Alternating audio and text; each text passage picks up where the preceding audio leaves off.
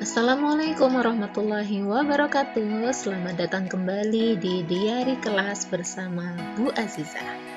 Oke, siapkan alat belajarnya, kemudian jangan lupa berdoa terlebih dahulu. Pada pertemuan kali ini kita akan membahas tentang rangkuman materi IPA tema 1 subtema 2 pembelajaran 1 dan 3 untuk kelas 6 yang judul materinya perkembangbiakan hewan secara generatif. Baik anak-anak, perkembangbiakan hewan secara generatif disebut juga perkembangbiakan secara kawin. Apa itu? Perkembangbiakan secara kawin terjadi karena adanya pembuahan sel telur oleh sel sperma. Sel sperma dihasilkan oleh hewan jantan, sedangkan sel telur dihasilkan oleh hewan betina. Nah, pada gambar tersebut ada gambar kucing. Nah, salah satu hewannya adalah kucing yang berkembang biak dengan generatif atau secara kawin. Pembuahan pada hewan dibedakan menjadi dua, yaitu yang pertama, pembuahan di luar tubuh atau disebut juga fertilisasi eksternal. Bagaimana ini terjadi? Pembuahan di luar tubuh terjadi penggabungan sel telur dan sel sperma di luar tubuh induknya. Contoh, ikan dan katak. Kemudian yang kedua adalah pembuahan di dalam tubuh atau fertilisasi internal. Penggabungan sel telur dan sel sperma terjadi di dalam tubuh induknya. Contohnya terjadi pada kelompok reptilia atau hewan melata, pada unggas, dan mamalia. Mamalia adalah hewan yang menyusui. Ya, jadi pembuahan pada perkembangbiakan generatif ini ada dua macam, yaitu di luar tubuh dan di dalam tubuh, yang disebut fertilisasi eksternal dan fertilisasi internal. Perkembangbiakan generatif pada hewan dibedakan menjadi tiga, yaitu yang pertama vivipar untuk melahirkan anak, yang kedua ovipar untuk hewan-hewan yang bertelur, dan yang ketiga adalah ovovivipar. Apa itu? Ini adalah hewan yang bertelur sekaligus melahirkan. Wah, apa bisa itu terjadi? Terjadi pembuahan di dalam tubuh induk, kemudian dilanjutkan telur yang terus berkembang di dalam tubuh induk tersebut. Makanan cadangannya tidak berasal dari tubuh induk sendiri, melainkan dari telur tersebut. Setelah tiba saatnya dilahirkan, anak akan keluar dari tubuh induknya.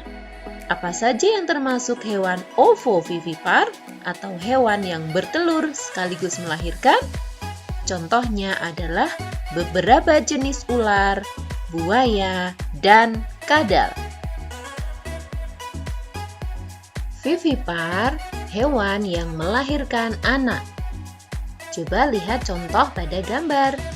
Sel telur dibuahi oleh sel sperma di dalam tubuh induknya.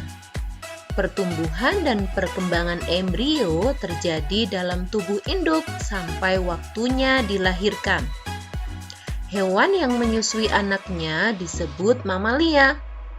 Terdapat dua jenis mamalia, yaitu mamalia darat dan mamalia air. Contoh mamalia darat adalah anjing, kucing, sapi, kerbau, tikus, dan hewan lain yang melahirkan dan sekaligus menyusui anak-anaknya.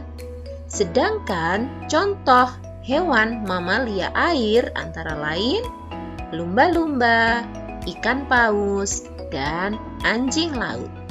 Nah, hewan vivipar adalah apa anak-anak? Bagus sekali, hewan yang melahirkan anaknya.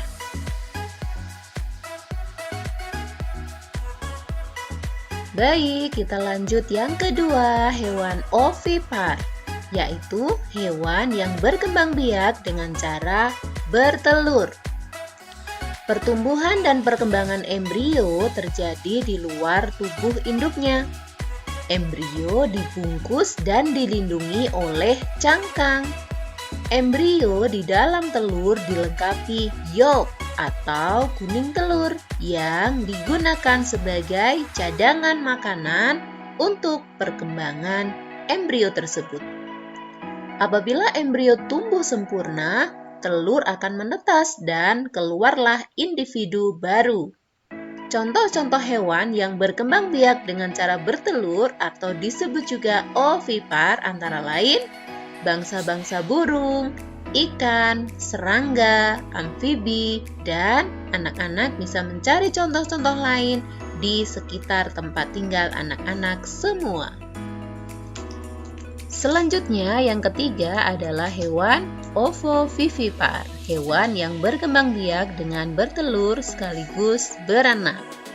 Pada hewan ovovivipar, setelah terjadi pembuahan, telur terus berkembang di dalam tubuh induk.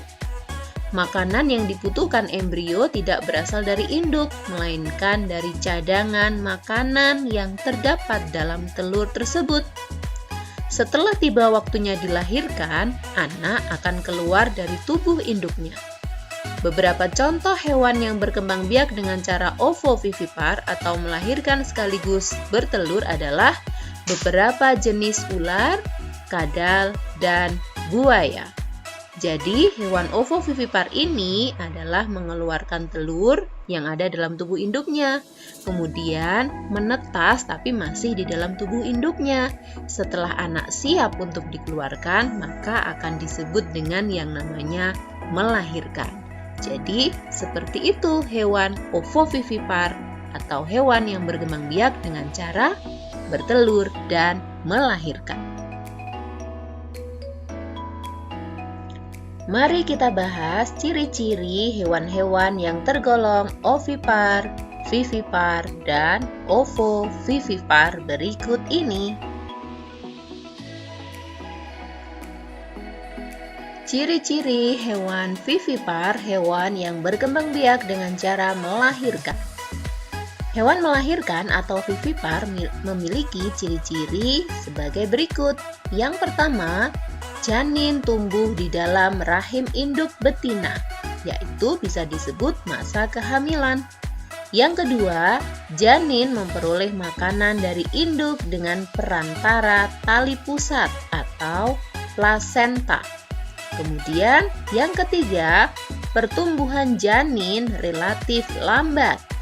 Yang keempat, bentuk tubuh anak sama dengan tubuh induknya. Yang kelima, memiliki daun telinga. Yang keenam, induk betina menyusui anaknya. Masih ingat contoh hewan-hewan vivipar? Ya, salah satunya adalah hewan mamalia. Ciri-ciri hewan ovipar atau hewan yang berkembang biak dengan cara bertelur.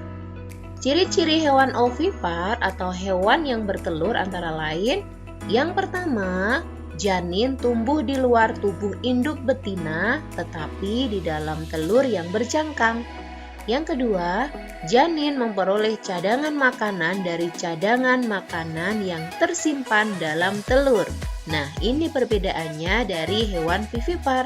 Kalau hewan vivipar tadi memperoleh cadangan makanan dari plasenta. Kemudian yang ketiga, janin tumbuh relatif cepat. Ini juga perbedaan. Yang keempat, bentuk tubuh anak umumnya sama dengan bentuk tubuh induknya. Yang kelima, tidak memiliki daun telinga. Yang keenam, tidak memiliki kelenjar susu. Yang ketujuh, tidak menyusui anaknya. Nah, ayo simak lagi ciri-ciri dari hewan vivipar sebelum ini. Temukan persamaan dan perbedaannya.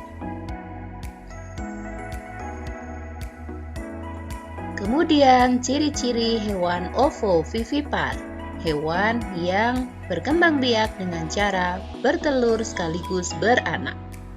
Ciri-ciri hewan ovovivipar diuraikan sebagai berikut. Yang pertama, pembuahan terjadi di dalam tubuh hewan betina. Yang kedua, setelah pembuahan terbentuklah telur. Yang ketiga, zigot tumbuh menjadi embrio di dalam telur tersebut. Yang keempat, makanan zigot adalah cadangan makanan di dalam telur. Yang kelima, embrio tumbuh menjadi janin. Dan yang keenam, janin dilahirkan dari induk betina.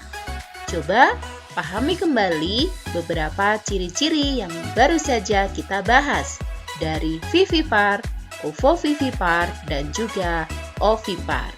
Yuk kita cari persamaan dan perbedaan antara ketiganya. Mari kita berlatih.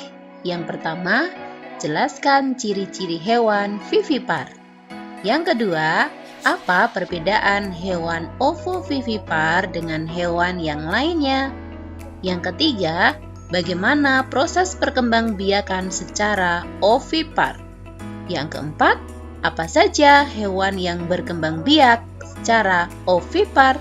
Kemudian yang kelima, apa itu perkembangbiakan secara vivipar, ovipar, dan ovovivipar?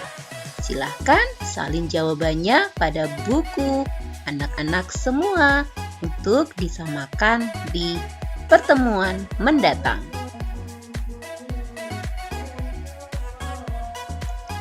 Terima kasih telah belajar bersama pada hari ini tentang perkembangbiakan hewan secara generatif yang terbagi menjadi 3 hal, yaitu vivipar, ovipar, dan ovovivipar.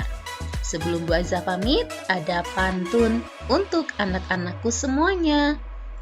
Tumbuhan putri malu salah satu tumbuhan sensitif. Daunnya mengatup setelah disentuh oleh ibu titis.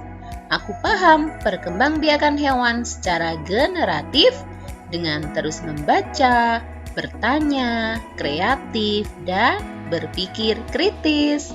Sampai jumpa pada pertemuan berikutnya anak-anak semua. Jangan lupa terus belajar, berdoa, dan selalu tersenyum. Salam dan bahagia, Bu Aziza pamit. Wassalamualaikum warahmatullahi wabarakatuh.